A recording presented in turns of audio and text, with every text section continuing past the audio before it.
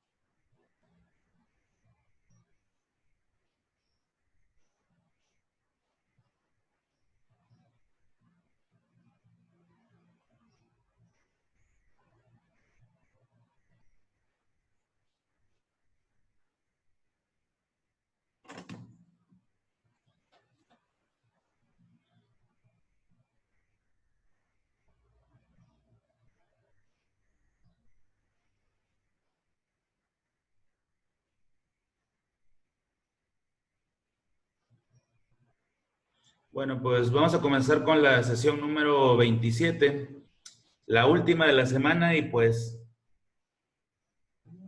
la última del semestre. Vamos a hacer el cierre de todos los temas. Vamos a todavía subir a Drive esta última sesión porque es parte de la evaluación del periodo final. Ahorita les voy a explicar.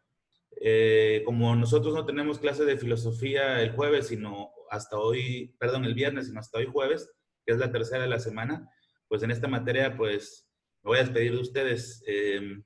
Acaba el semestre en este proceso de clases a distancia en esta semana, el día de mañana, pero bueno, para nuestro caso de filosofía es el día de hoy.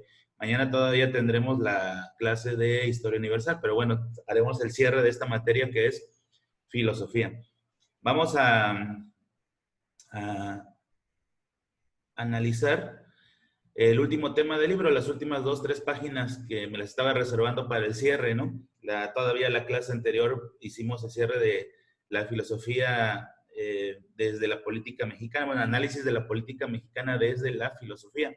Bueno, algo un tanto que complementa esa parte de la visión crítica respecto a la realidad política que nos toca vivir, es esta llamada construcción de el ideario mexicano. Bueno, el libro lo menciona así como en la palabra identitario, que es válida, identitario, que es sinónimo de identidad.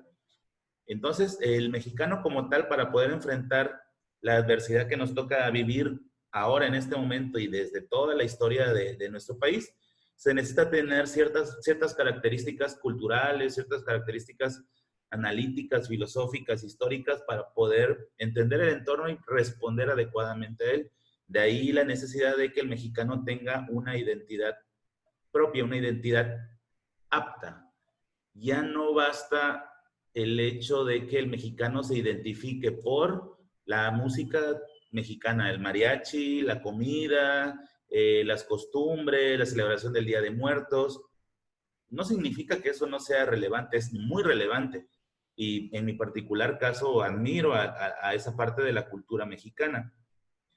Sin embargo, acá estamos hablando de una enorme necesidad porque nuestra ideología cambie, mute, transite a un tipo de ideología, a un tipo de filosofía, a un tipo de identidad que nos permita primero entender la realidad que nos tocó vivir y luego responder adecuadamente a esa realidad. Si bien es cierto que difícilmente podemos cambiar los entornos que nos toca vivir a nivel mundial, a nivel nacional, a nivel estatal, a nivel local, lo que sí puedo cambiar es mi perspectiva, sí puedo cambiar mi visión, sí puedo transformarme yo. Y desde esa transformación va a transformarse el mundo que está a tu alrededor. Con eso basta. No vamos a meternos en una discusión de querer cambiar el mundo, pero sí podemos cambiar nuestro mundo y la forma en cómo lo percibimos. Entonces, por ahí va la intención de la clase de hoy, que es el cierre de la materia de filosofía, hacia la construcción de la identidad del mexicano. Eso vamos a hacer el día de hoy. Como clase, como actividad, como evidencia de clase de la sesión 27, Son las notas que van a tomar respecto a la clase, sobre todo la de algunos ideólogos mexicanos que establecen reglas o pautas a través de los cuales se fijó o se arraigó nuestra identidad como mexicanos, que para muchos no es bien vista, y de lo que se trata es que con la clase de hoy, pues, derrumbemos ese paradigma de que el mexicano se caracteriza por esto, por esto, por eso, y casi todas ellas son cosas negativas. Entonces, bueno, abramos la oportunidad de que también podamos identificarnos en cosas trascendentes.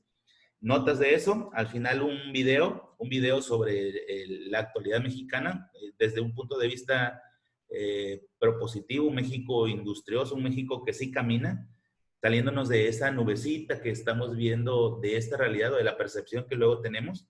Y bueno, también daré los criterios de evaluación para esta materia para el periodo final. Lo primero que les tengo que decir que aquellos alumnos que en las clases normales, en el aula, ya ven que el tercer parcial había exención. Se permitía que los alumnos que tuvieran 10 de promedio o 9.5 pudieran exentar. En este modelo de educación a distancia es igual. Entonces, aquellos alumnos que tengan de promedio 10 o 9.5 exentan la actividad de examen, que por cierto, la materia de filosofía es el primer examen, es el lunes. El lunes que viene, el lunes de la semana que viene, es el examen. Pero aquellos que tengan de promedio 9.5 o 10, pues exentan el examen. Entonces, bueno, analizaremos eso. También los que exentan, a pesar de que exentan, pues tienen que entregar dos actividades. Una que ya la estuvieron haciendo diario, que es las evidencias en Drive, que va desde la sesión 18 hasta la 27. Son 10 sesiones del periodo final que nosotros vimos. Eso es un porcentaje y el otro porcentaje es una plataforma que habla sobre qué es la filosofía. Y ahorita lo analizaremos al final, pero bueno, estoy planteando sobre qué va la clase del día de hoy. Esos son los elementos que vamos a analizar la clase de hoy. Bueno, recordarles ahora más que nunca y por última vez en esta materia, cuidado con esto, estén muy al pendiente de lo que se vaya a pedir en las diferentes materias, porque yo estoy hablando de la mía. Yo estoy hablando de mi realidad en cuanto a la materia de historia y de filosofía. Nosotros, si se dieron cuenta los que estaban revisando el libro, pues ya estábamos a nada de acabar. En el caso de filosofía estaba yo a 3 hojas de acabar el libro. Pero bueno, reservé este tema al final para dar el cierre que yo considero que es el más adecuado para esta materia. En el caso de historia, pues analizaremos ahí en la materia de historia universal, pero pues también prácticamente ya acabamos. Cerraríamos el día de mañana. Entonces, bueno, pendiente con las actividades que les pidan los profesores, sobre todo con la plataforma del colegio. Supongo que ya está ahí el calendario de exámenes y bueno, ahí van a poder ver que filosofía es el primero, el día lunes. Hablando ya de la construcción de Ideario Mexicano, o también llamado Identitario Mexicano, pues bueno, hay algunos referentes, algunos mexicanos en la época moderna, no tanto ya en la contemporánea, y ahí está la urgencia de crear también a nuevos personajes que también contribuyan a la formación de la identidad nacional. Estos que están aquí tal vez reconozcan a Octavio Paz, ganador Premio Nobel de Literatura por El laberinto de la soledad, que por cierto, en El laberinto de la soledad plasma la ideología del mexicano. Y eso es lo que le hizo trascender y ganar un premio Nobel. Entonces, es uno de los referentes en cuanto a la construcción de la identidad mexicana. Vamos a analizar cada uno de ellos qué aportó. Entonces, ustedes como notas para subir a Drive, cuando yo diga Samuel Ramos y esté exponiendo qué dice Samuel Ramos referente a la identidad mexicana, ahí tomaremos nota. De ahí nos iremos con los siguientes hasta acabar con estos 4, que no son los únicos que han fijado el arraigo de la identidad mexicana, pero son los más trascendentes. Luego pasaremos a, bueno, a analizar estas frases de uno de los 4 ideólogos que está en la imagen anterior, para, por último, crear una base sobre qué debemos hacer hoy en día para esa construcción del ideario mexicano. Como que lo que dicen los anteriores expositores es la base creada hace algunas décadas y esto es la actualidad, lo que se necesita actualmente. Luego analizaremos esta frase que la mandé a alguno de los grupos y por último analizaremos las condiciones para la evaluación final. Luego regresaré a esta parte. Entonces, bueno, eso es lo que haremos el día de hoy. Vamos a comenzar entonces con las notas hablando de Samuel Ramos. la construcción del identitario mexicano o construcción de la identidad del mexicano, que es lo mismo, ¿no? Aquí una de las cosas trascendentes que deberíamos de analizar de este personaje de Samuel Ramos es que él le da un toque de psicología al análisis de la identidad del mexicano. Entonces, Samuel Ramos analiza la identidad mexicana desde la psicología y utiliza los 3 bastiones del análisis psicológico, que para los que están en humanidades, que llevaron psicología, pero también yo mencioné en Introducción a Ciencias Sociales hace mucho, segundo semestre, ¿en qué consistía? Bueno, antes de que tomen notas, primero, el análisis psicológico involucra el análisis desde 3 visiones. Primero, la genética. Así somos, así es mi conducta, mi carácter, mi comportamiento basado en mi personalidad, basado en 3 factores. El primero de ellos es el factor genético, hereditario. Lo heredamos de nuestros antecesores, primero de los padres y luego de los abuelos, incluso ahí hasta una tercera generación. Eso genéticamente me permite, además de físicamente, determinar mi estatura, mi color de piel, mi tipo de cabellos, mi color de ojos, mi complexión, incluso la parte genética involucra tristemente, por ejemplo, el heredar algunas enfermedades como la diabetes. Además de eso físico, también se heredan rasgos psicológicos. Se hereda la personalidad y la gente luego piensa que es por imitación. Terminas caminando haciendo los mismos ademanes de tus padres o incluso el tono de voz. Sin embargo, está comprobado científicamente que también heredamos rasgos no visibles, es decir, rasgos psicológicos que nos determinan la personalidad que tenemos. Entonces, desde ese punto de vista, la psicología analiza la personalidad desde la genética, desde el entorno en el cual vives, sobre todo en los primeros años de tu vida, que determinan en una medida muy importante lo que vas a hacer de grande. Si me tocó un mal entorno o un buen entorno, determina la personalidad que voy a tener en la vida adulta, ¿sí? También comprobado, la teoría más certera o que más frutos dio en este análisis es justamente el análisis de Sigmund Freud respecto a cómo el entorno impacta de tal manera en el individuo durante sus primeros años que prácticamente determina lo que será en la vida adulta. Y el tercer factor que analiza la psicología para determinar por qué tienes esa personalidad son los traumas. Traumas, cismas, momentos complicados que de alguna u otra manera determinan nuestra personalidad. Pero ¿qué creen?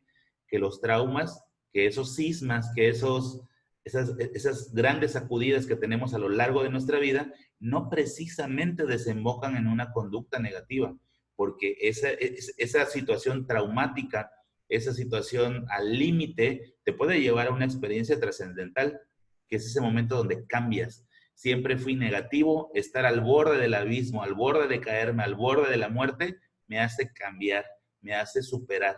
Entonces el trauma o los traumas que sufrimos a lo largo de nuestra vida también moldean y determinan nuestra personalidad. Sabiendo esto, pues Samuel Ramos utiliza esos 3 principios para analizar la identidad mexicana. Primero, la parte genética. Somos el resultado como mexicanos, tenemos esa identidad mexicana porque se nos heredan ciertos rasgos a través de la genética. También tiene que ver con el entorno que nos toca vivir, ya sea negativo o positivo. Eso forma al mexicano. Por ejemplo, tú sumido en la pobreza, en la desesperanza, en una vida mediocre, en una vida llena de falta de oportunidades, en los primeros años de tu vida, te hace pensar, te hace creer que esa es la realidad que nos tocó vivir. Y por lo tanto, no luchas, no empujas, no te esfuerzas por hacer algo diferente. No les pasa a todos, obviamente, pero sí es un determinante para fijar un tipo de conducta.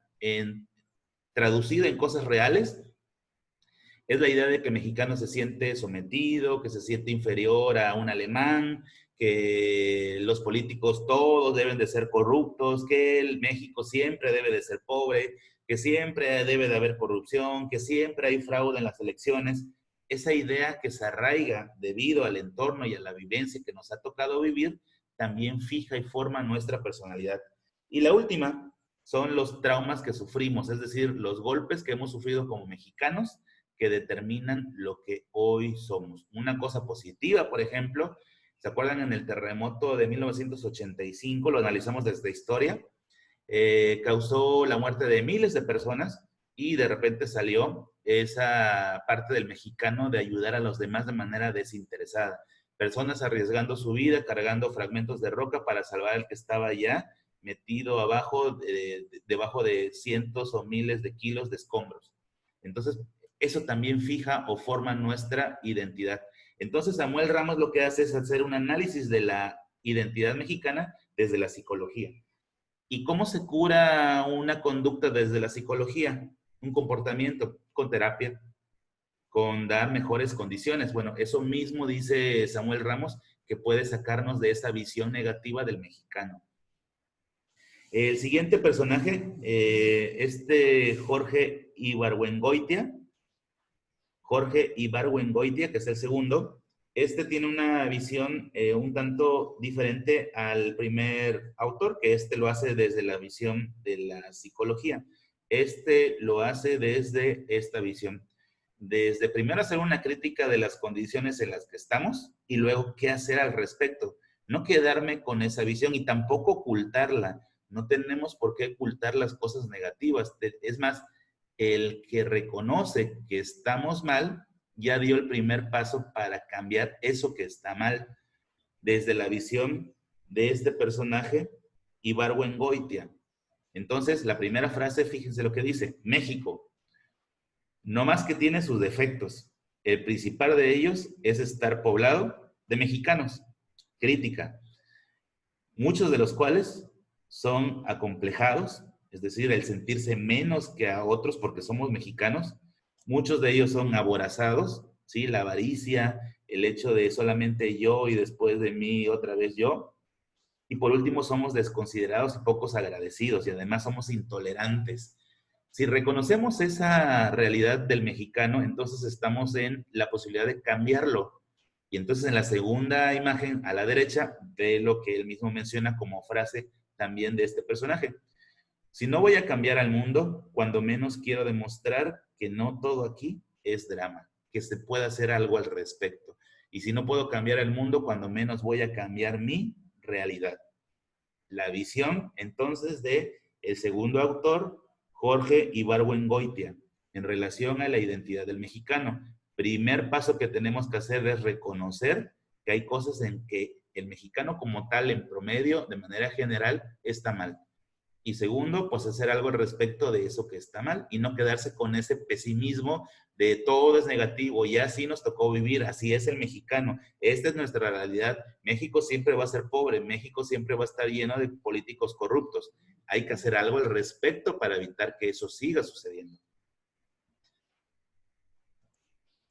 Me voy a la siguiente, a la parte de Octavio Paz, que es el siguiente personaje. En el caso de Octavio Paz, bueno, como bien saben, es escritor y hace una denuncia social a través del Laberinto de la Soledad, en donde plasma la ideología y la identidad del mexicano. Y aquí habla Octavio Paz que el mexicano siempre se ha caracterizado por una serie de quiebres, rupturas y luego reunificaciones.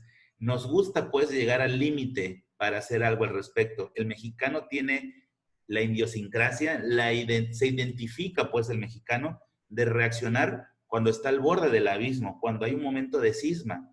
Dice Octavio Paz que cuando eso llega, despierta el México bronco, el México bárbaro, el México que se manifiesta, el México que alza la mano. Somos pasivos, pero llega el momento en donde hay un punto de quiebre y es ahí donde estalla el mexicano. Nos ocurrió en la independencia, nos ocurrió en la revolución, nos ocurrió en el 68 y no sé cuándo vuelve a ocurrir, pero el punto es que identifica que el mexicano llega a un punto de quiebre y es cuando reacciona. Es el clásico de soy pacifista, quiero negociar a través del diálogo, pero si las cosas se tornan mal, bueno, entonces hay una reacción justa a la medida de la acción que está sufriendo.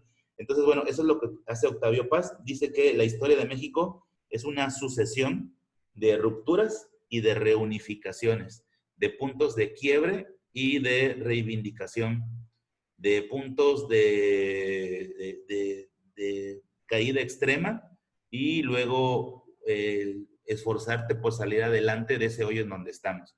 Eso identifica al mexicano. El mexicano cuando está en una situación sumamente precaria es cuando reacciona, y reacciona movido por la necesidad. Un poco la teoría de Darwin, que tenemos que llegar al punto en donde tenemos que evolucionar, cambiar, si no queremos extinguirnos.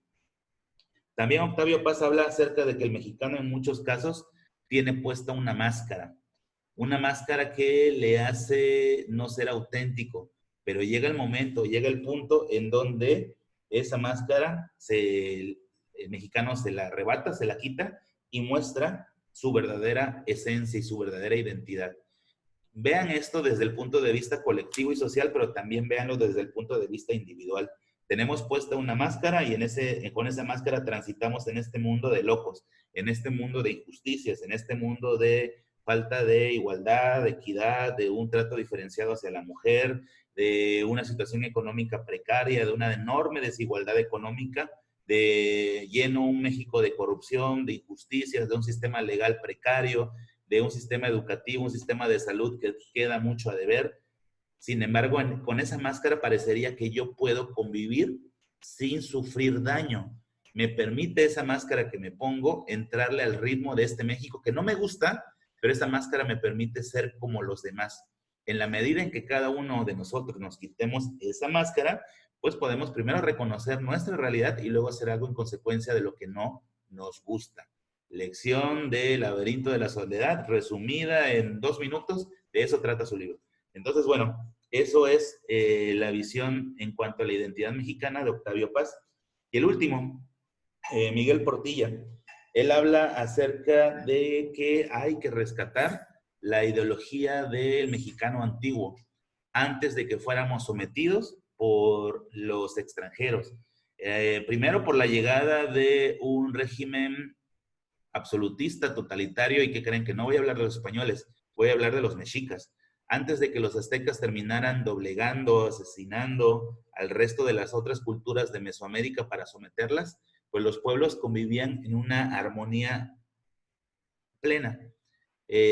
Había cierto desarrollo y cierta estabilidad, cuando menos en Mesoamérica. La parte de Aridoamérica y Oasisamérica, las condiciones eran más difíciles, pero en Mesoamérica todos vivían en armonía, estaban bien. El problema fue la llegada de un pueblo que quiso imponerse, más bien se impuso a los demás a través del uso de la fuerza. Desde ahí comienza nuestra etapa de sometimiento. Luego llegan los españoles y terminan sometiendo al que sometía, y muchos pueblos le aplauden, incluso se unen a los españoles para doblegar al que los tenía pisados del pescuezo, palabras banales. Sin embargo, los españoles luego terminan haciendo lo mismo con nosotros durante 300 años. Luego viene un intento de hacer un país moderno, un país independiente, y luego vienen un montón de intervenciones extranjeras. Nos invade España, apenas había ido y a los años regresa. Tenemos 2 intervenciones francesas, una de ellas crea un imperio con Maximiliano y Carlota. Nos invade Inglaterra, nos invade para cobrar la deuda que Benito Juárez no pudo o no quiso pagar, junto con Francia y España. Nos invade Estados Unidos en repetidas ocasiones, de las cuales la que más dolió fue la pérdida del territorio nacional, 52% del territorio nacional, y esa historia se ha arraigado en nosotros y nos hace sentirnos inferiores, nos hace sentirnos sometidos. Luego viene la clase política, y luego el último gran villano que tenemos hasta hoy en día, viviendo en Los Pinos o en este caso en Palacio Nacional, es el último villano que hemos tenido. La clase política nos tiene subyugados, nos tiene atados, nos tiene maniados, no ha hecho lo necesario para lograr que este país transite hacia un México que todos queremos. Y esa situación de sentirnos sometidos, doblegados, que no se ha permitido despegar, es lo que nos mantiene en esta pasividad. En la medida en que el mexicano entienda que esa realidad que nos tocó vivir, pues es una triste realidad, pero debemos de cambiarla, es cuando cambiará nuestro país. Entonces, Miguel Portilla habla acerca de que habría que regresar a esa identidad antigua en donde el mexicano era libre, donde el mexicano era creativo, donde el mexicano no se sentía sometido. Y en la medida en que logremos eso, pues nuestro país podrá cambiar. Hay que cambiar nuestra autoconcepción. Les repito, no tenemos por qué tener una clase política mala, no tenemos por qué aceptar como una realidad una crisis económica, no tenemos por qué aceptar que las instituciones de Estado sean malas, no tenemos por qué aceptar que haya corrupción, no tenemos por qué aceptar que haya desigualdad. En la medida en que no aceptemos esa realidad, esas realidades que nos ha tocado vivir, es como podremos exigir cambiar y, al final de cuentas, transformar este México que todo mundo deseamos que se transforme. Entonces, bueno, la visión filosófica en cuanto a la identidad mexicana de estos autores que están viendo aquí. Hay más, sin embargo, bueno, su libro solamente maneja estos 4 y, bueno, los utilizamos de referencia para entender la realidad del mexicano. Ya analizamos esos 4, debió de tomar notas de cada uno de ellos. Las frases del segundo que analizamos, que están aquí. Hablemos acerca ahora un poco del presente. Vean lo que dice abajo de la imagen que está esta persona con la bandera, el sol representado ahí. Es un nuevo amanecer, es la intención que todos tenemos. Todos quisiéramos que al despertar de un nuevo día las condiciones fueran diferentes, pero para que realmente cambie debemos de hacer algo al respecto. No va a haber una reacción si no hay una acción primero. Debe de haber una acción para que haya un resultado final. Acuérdense de la ley de la causalidad. Debe de haber una causa para que haya un efecto. Entonces el mexicano debe de buscar la identidad que necesitamos, no la identidad que nos identifica. Esa ya está. El mexicano es esto, es aquello, es el otro, algunas cosas positivas, algunas cosas negativas, pero eso no es suficiente. No se trata de describir la identidad del mexicano, se trata de construir la identidad del mexicano. Y construir significa adaptarse a esta nueva realidad que nos está tocando vivir. Ya todos saben que nos va a tocar en los próximos años una situación económica difícil, que una situación de empleo difícil, pero no tenemos por qué achicarnos ante esta situación. Al contrario, hay que agrandarse para enfrentar adecuadamente esa situación. Es lo que necesitamos. Necesitamos que el mexicano se identifique y se construya con la realidad que le está tocando vivir. El hecho de que nosotros veamos lo que está ocurriendo no es una mera descripción. No somos un programa de chismes, no somos un programa noticiero.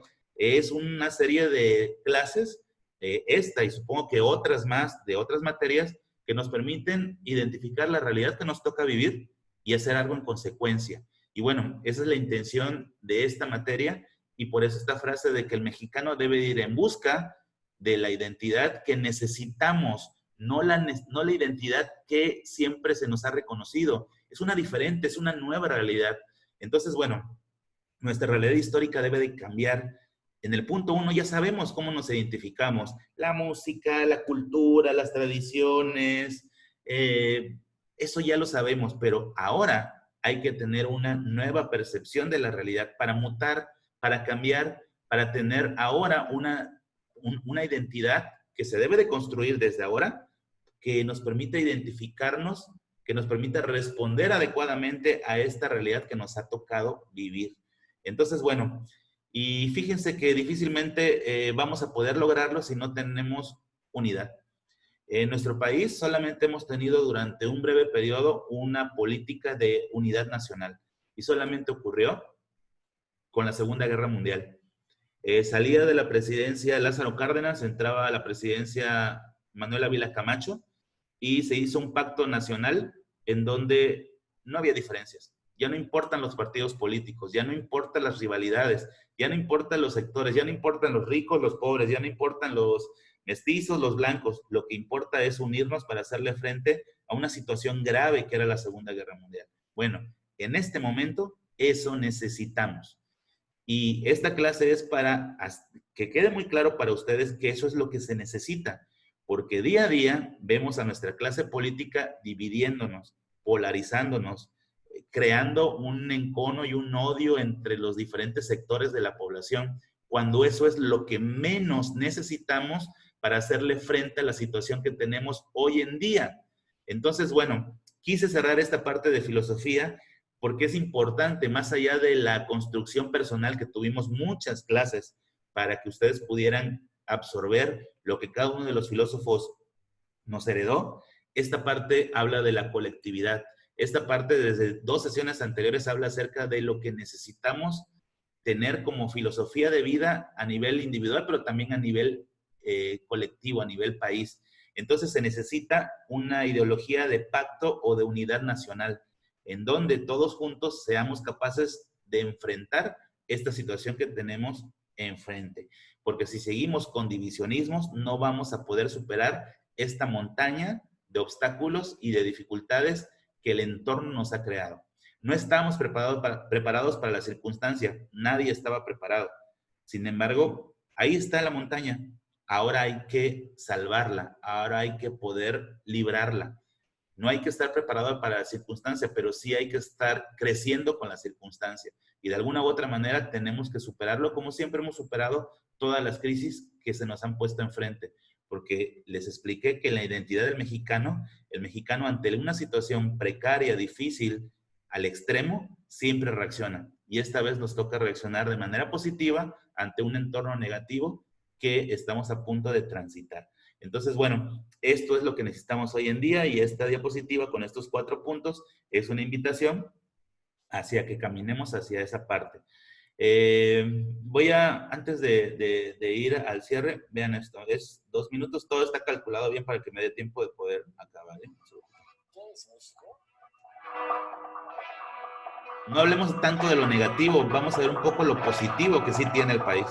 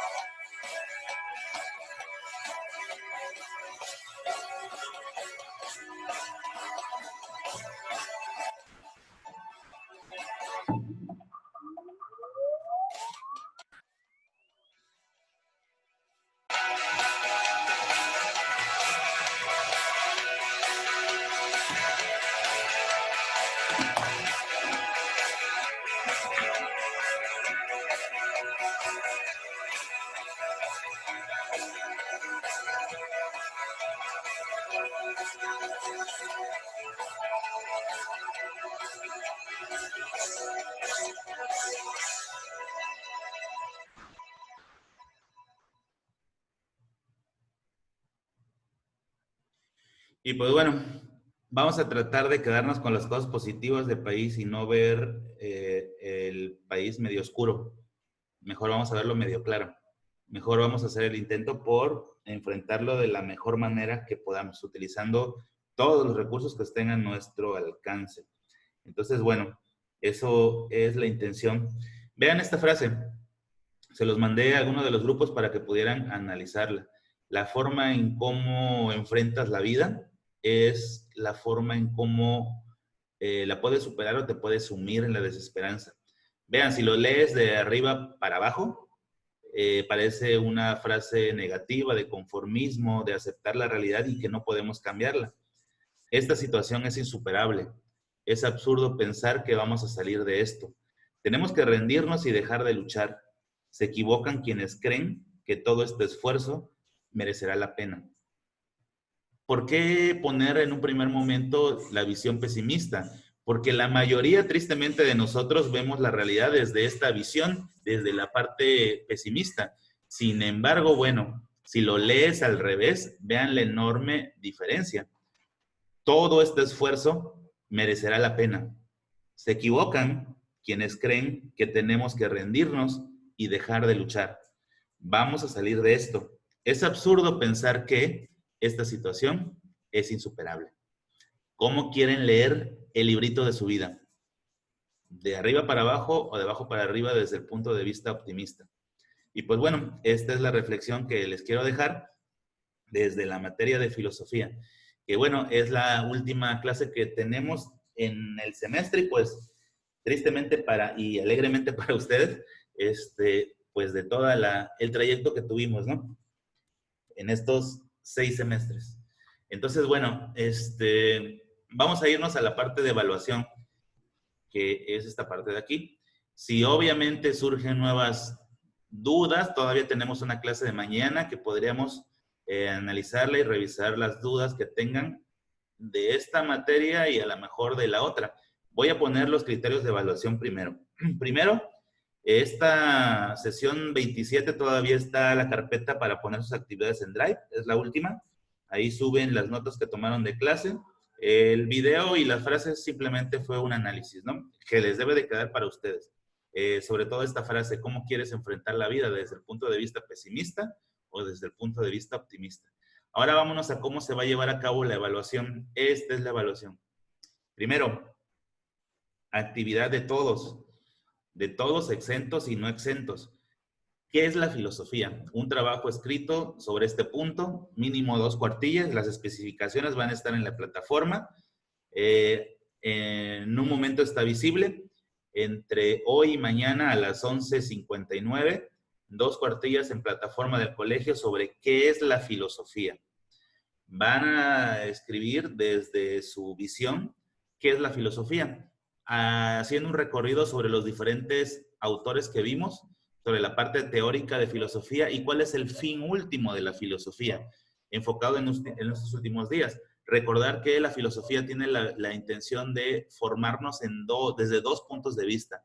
Desde el punto de vista individual, que son la mayoría de las clases que tuvimos, y estas 3 últimas que tienen que ver con también forjarnos como ciudadanos, como parte de la colectividad, que fue esta clase y las 2 anteriores. Entonces, la filosofía tiene la finalidad de formar en nosotros una visión de la realidad desde el punto de vista individual, pero también desde el punto de vista colectivo.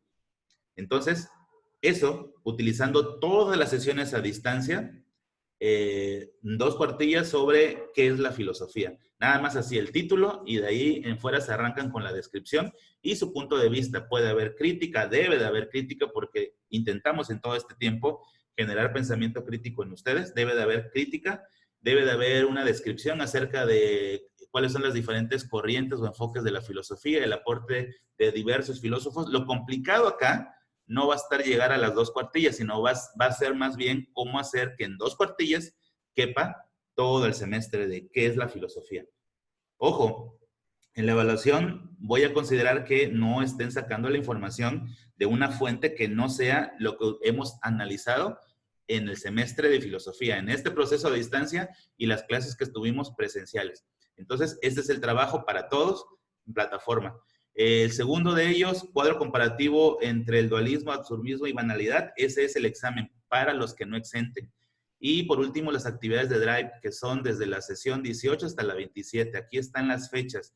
Entre hoy y mañana, el trabajo escrito sobre qué es la filosofía, el cuadro comparativo el lunes, que es el examen, y las evidencias de Drive, que las voy a revisar una vez que termine la última sesión, que es el día de hoy. Bueno, pues ya sin más, fue un placer haber estado con ustedes, fue un placer haber estado en esta materia y en los 6 semestres en los cuales pudimos compartir.